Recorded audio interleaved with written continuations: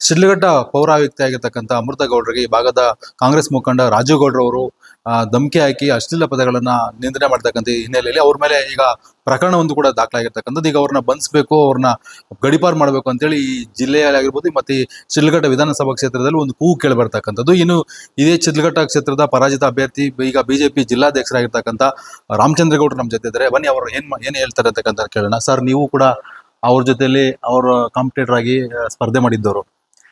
ಜನಪ್ರತಿನಿಧಿಯಾಗಿ ಯಾವ ರೀತಿ ಜವಾಬ್ದಾರಿ ನಡ್ಕೋಬೇಕು, ಜನಪ್ರತಿನಿಧಿಯಾಗಿ ಯಾವ ರೀತಿ ನಾಲ್ಗೆ ಮೇಲೆ ಹಿಡ್ತಾ ಇರಬೇಕು ಅಂತಕ್ಕಂಥದ್ದು ನೀವು ಎಲ್ಲ ಕೂಡ ನೋಡಿರ್ತಕ್ಕಂಥದ್ದು.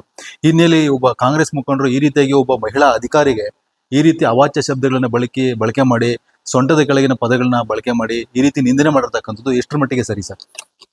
ಈಗ ಇವತ್ತು ಏನು ಒಬ್ಬ ಕಾಂಗ್ರೆಸ್ ಮುಖಂಡ ಮಾತಾಡಿರ್ತಕ್ಕಂಥದ್ದು ಏನೋ ಒಂದು ವಿಷಯ ಇದೆ, ಮಾತಾಡಿರ್ತಕ್ಕಂಥ ವಿಷಯಕ್ಕಿಂತ ಅತಿ ಏನು ಖಂಡನೀಯ ಅಂತ ಹೇಳಿದ್ರೆ, ಇವತ್ತು ಹೆಣ್ಮಕ್ಳು ಇವತ್ತು ಹೊರಗಡೆ ಬಂದು ಕೆಲಸ ಮಾಡ್ತಕ್ಕಂಥದ್ದೇ ಕಷ್ಟ ಆಗಿದೆ. ಅದೇ ಸರ್ಕಾರಿ ಕೆಲಸಗಳು ಮಾಡ್ತಕ್ಕಂಥದ್ದು ಕಷ್ಟ ಆಗಿದೆ. ಅದೇ ಪ್ರೈವೇಟಲ್ಲಿ ಬೇಕಾದ್ರೆ ಅವ್ರು ಮಾಡ್ತಕ್ಕಂಥ ಕೆಲಸ ಎಲ್ಲಿ ತೊಂದರೆ ಇಲ್ಲದೆ ಹೋಗಿ ಮಾಡ್ತಾರೆ, ಫಾರಿನ್ಗೆ ಹೋಗ್ತಾರೆ. ಈ ಮಹಿಳೆ ಫಾರಿನ್ಗೆ ಹೋಗಿ ಸಾಫ್ಟ್ವೇರ್ ಇಂಜಿನಿಯರ್ ಆಗಿ ವಾಪಸ್ ಬಂದು ನಮ್ಮ ಸರ್ಕಾರದಲ್ಲಿ ಕೆಲಸ ಮಾಡ್ಬೇಕಂತ ಏನು ಇವತ್ತು ಕೆಲಸ ಮಾಡ್ತಾ ಇರ್ತಕ್ಕಂಥ ಮಹಿಳೆಗೆ ಇವತ್ತು ಈ ಮಹಿಳೆಗೆ ಅಲ್ಲ, ಎಲ್ಲ ಮಹಿಳೆಯರಿಗೆ ಇವತ್ತು ಒಂದು ಗೊಂದಲ ಆಗಿದೆ. ಸರ್ಕಾರದಲ್ಲಿ ಕೆಲಸ ಮಾಡ್ಬೇಕಾಗಿರೋರಿಗೆ ಅವ್ರಿಗೆ ಮರ್ಯಾದೆ ಸಿಗೋದಿಲ್ಲ. ಈ ಥರ ಇರ್ತಕ್ಕಂಥ ನಾಯಕತ್ವದಲ್ಲಿ ಸರ್ಕಾರದಲ್ಲಿ ಇರೋರೆಲ್ಲ ಮಾಡ್ತಕ್ಕಂಥ ಭಾಷೆಗಳನ್ನೆಲ್ಲ ಕೇಳ್ಬಿಟ್ಟು ಇವತ್ತು ಹೆಣ್ಮಕ್ಳಿಗೆ ನಮ್ಮ ಕರ್ನಾಟಕದಲ್ಲಿ ತುಂಬಾ ನೋವಾಗಿರ್ತಕ್ಕಂಥ ಸಂಗತಿ. ಯಾಕಂದ್ರೆ ನನಗೆ ಸುಮಾರು ಹೆಣ್ಮಕ್ಳು ಮಾತಾಡಿದ್ದಾರೆ. ಇವತ್ತು ಇದನ್ನ ಹೆಣ್ಮಕ್ಳಿಗೆ ಆಗಿರ್ತಕ್ಕಂಥ ಅವಮಾನನ ಸರಿ ಮಾಡ್ಬೇಕಂತ ಹೇಳಿದ್ರೆ ಸರ್ಕಾರದಲ್ಲಿ ಇವತ್ತು ಕಾಂಗ್ರೆಸ್ ಅವ್ರಿಗೆ ಏನಾದರೂ ಮಾನ ಮರ್ಯಾದೆ ಇದ್ರೆ, ಹೆಣ್ಮಕ್ಳ ಬಗ್ಗೆ ಏನಾದರೂ ಅಷ್ಟು ಇಷ್ಟು ಗೌರವ ಇದ್ರೆ ಇವತ್ತು ಅವರಿಗೆ ಒಂದು ಶಿಕ್ಷೆ ಕೊಟ್ಟು ಈ ಥರ ಮಾಡಿದವ್ರಿಗೆ ಕ್ರಮ ಯಾವ ಥರ ತಗೊಂತಾರಕ್ಕಂತ ತೋರಿಸ್ಕೊಟ್ರೆ ಒಂದಷ್ಟು ಹೆಣ್ಮಕ್ಳಿಗೆ ಒಂದು ಧೈರ್ಯ ಬರುತ್ತೆ. ಆ ಧೈರ್ಯ ಮಾಡ್ತಕ್ಕಂಥ ಕೆಲಸ ಮಾಡಿದ್ರೆ ಕಾಂಗ್ರೆಸ್ಸಲ್ಲಿ ಇರ್ತಕ್ಕಂಥ ಸರ್ಕಾರದಕ್ಕಿಂತ ಲೀಡರ್ಗಳಿಗೂ ಸ್ವಲ್ಪ ಒಂದು ಅಷ್ಟೋ ಮರ್ಯಾದೆ ಉಳುತ್ತೆ. ಇದು ಬಂದಿರ್ತಕ್ಕಂಥದ್ದು ಹೆಣ್ಮಕ್ಳಿಗೆ ಬಂದಿರತಕ್ಕಂಥ ತೊಂದರೆ. ಇದು ಈ ಥರ ಆಗ್ತಕ್ಕಂಥದ್ದು ಖಂಡನೆ. ಸರ್, ಈಗ ಈ ರಾಜೇಗೌಡರು ಏನಿದ್ದಾರೆ ಇವ್ರ ಮೇಲೆ ಈಗ ಇದು ರಾಜೇಗೌಡರ ಸಂಸ್ಕೃತಿನ ಅಥವಾ ಕಾಂಗ್ರೆಸ್ ಸಂಸ್ಕೃತಿನ ಈ ರೀತಿ ಮಾತಾಡ್ತಕ್ಕಂಥದ್ದು ಅಂತ ಇವತ್ತು ನೋಡಿ, ಇವತ್ತು ಸರ್ಕಾರ ಬಂದ್ಮೇಲೆ ಈ ಪೊಲೀಸರು ಕೂಡ ಸರ್ಕಾರದ ಗುಲಾಮರಾಗೋಗ್ಬಿಟ್ಟಿದ್ದಾರೆ. ಕಾಂಗ್ರೆಸ್ ಸರ್ಕಾರ ಗುಲಾಮರಾಗಿದ್ದಾರೆ. ಅವ್ರ ಮೇಲೆ FIR ಮಾಡೋದಕ್ಕೆ ಒಂದು 4-5 ಗಂಟೆ ಡಿಲೇ ಮಾಡಿದ್ರು. FIR ಆದ್ಮೇಲೆ ಅರೆಸ್ಟ್ ಮಾಡಲಿಲ್ಲ. ಆದ್ರೆ ಇವತ್ತು ಕಾಂಗ್ರೆಸ್ ಅಲ್ಲಿ ಭದ್ರ ಇಲ್ಲ ಅಂತಕ್ಕಂಥದ್ದು ಆಗೋಗ್ಬಿಟ್ಟಿದೆ ಇವತ್ತು. ಯಾಕಂತ ಹೇಳಿದ್ರೆ ಕಾಂಗ್ರೆಸ್ ವಿರುದ್ಧ ಯಾರಾದ್ರೂ ಮಾತಾಡಿದ್ರೆ ಒಂದೇ ಗಂಟೆಯಲ್ಲೇ ಎತ್ಕೊಂಡ್ಬಂದು ಒಳಗಡೆ ಹಾಕ್ತಾರೆ, ಧಮಕಿಗಳಾಗ್ತಾರೆ. ಆದ್ರೆ ಬೇರೆ ಯಾರಾದ್ರೂ ಕೊಟ್ರೆ ಅದು ಅಹವಾಲುಗಳು ತಗೊಳ್ಳೋದಿಲ್ಲ, ರಕ್ಷಣೆ ಇಲ್ಲ ಅಂತಕ್ಕಂಥದ್ದಾಗಿದೆ. ಈ ಕಾಂಗ್ರೆಸ್ ಸರ್ಕಾರ ಬಂದಾದ್ಮೇಲೆ ಜನರಿಗೆ ಇವತ್ತು ದಿಕ್ಕಾಪಾಲ ಆಗಿ ಇವತ್ತು ಇಷ್ಟೊಂದು ನೋವು ಪಡ್ತಕ್ಕಂಥ ಕೆಲಸ ಆಗಿದೆ. ಅವ್ರು ಏನಾದರೂ ಇವತ್ತು ಸಂಸ್ಕೃತಿ ಬೆಳೆಸ್ಕೋಬೇಕು ಅಂತ ಮತ್ತೆ ಈಗಲೂ ಒಂದು ಅವಕಾಶ ಇದೆ. ಈ ಅವಕಾಶ ತಿದ್ಕೋಬೇಕು ಅಂತ ಹೇಳಿದ್ರೆ ಇಮಿಡಿಯೇಟ್ ಆಗಿ ಈಗ ಅವ್ರನ್ನ ಆಕ್ಷನ್ ತಗೋಬೇಕು ಅಂತ ಹೇಳ್ತಕ್ಕಂಥ ಒತ್ತಾಯ ಮಾಡ್ತೀವಿ. ಸರ್, ಈಗ ರಾಜೇಗೌಡರು ಯಾವುದೇ ಒಂದು ಎಲೆಕ್ಟೆಡ್ ಮೆಂಬರ್ ಅಲ್ಲ, ಯಾವುದೇ ಒಂದು ಸ್ಥಳೀಯ ಸಂಸ್ಥೆಯಲ್ಲೂ ಕೂಡ ಗೆದ್ದಿಲ್ಲ. ಕೇವಲ ಒಂದು ಪಕ್ಷದಲ್ಲಿ ಒಬ್ಬ ರಾಜ್ಯ ಸಂಯೋಜಕರಾಗಿ ಕೆಲಸ ಮಾಡ್ತಾ ಇರ್ತಕ್ಕಂಥದ್ದು.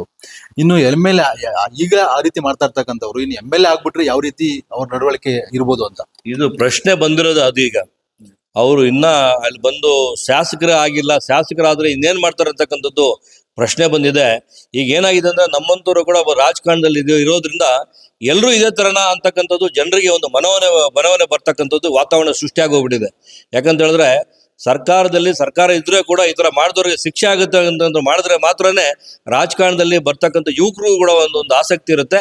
ಇವತ್ತು ಯುವಕರಿಗೆ, ಮಹಿಳೆಯರಿಗೆ ಮತ್ತೆ ಸರ್ಕಾರದಲ್ಲಿ ಕೆಲಸ ಮಾಡ್ತಕ್ಕಂಥವ್ರಿಗೆ ಇವತ್ತು ಗೊಂದಲ ಇದೆ.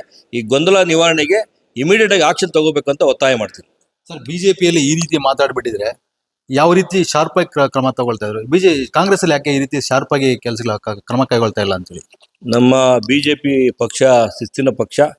ಎಷ್ಟೋ ಸರಿ ತಾವು ನೋಡಿದಿರ, ಯಾರಾದರೂ ಪಕ್ಷ ವಿರೋಧ ಚಟುವಟಿಕೆ, ಜನರ ವಿರೋಧ ಚಟುವಟಿಕೆ ಮಾಡಿದ್ದಾದ್ರೆ ಇಮಿಡಿಯೇಟ್ ಆಗಿ ಅವ್ರು ಎಕ್ಸ್ಪೆಲ್ ಮಾಡ್ತಾರೆ, ಹೊರಗಡೆ ಹಾಕ್ತಾರೆ. ಯಾಕಂತ ಹೇಳಿದ್ರೆ ದೊಡ್ಡ ನಾಯಕರನ್ನೇ ಸಸ್ಪೆಂಡ್ ಮಾಡಿದ್ರು ನಮ್ಮ ಪಾರ್ಟಿಯಲ್ಲಿ. ಹಂಗಾಗಿ ನಮ್ಮ ಪಾರ್ಟಿಯಲ್ಲಿ ಶಿಸ್ತಿನ ಪಕ್ಷ ಇದೆ. ಬಟ್ ಕಾಂಗ್ರೆಸ್ ಅಲ್ಲಿ ಅವರ ಗೂಂಡಾಗಿರಿ ಇರ್ತಕ್ಕಂಥದ್ದು, ದಬ್ಬಾಳಿಕೆ ಮಾಡ್ತಕ್ಕಂಥದ್ದು ಅವ್ರಿಗೇನು ಹೊಸದೇನಿಲ್ಲ.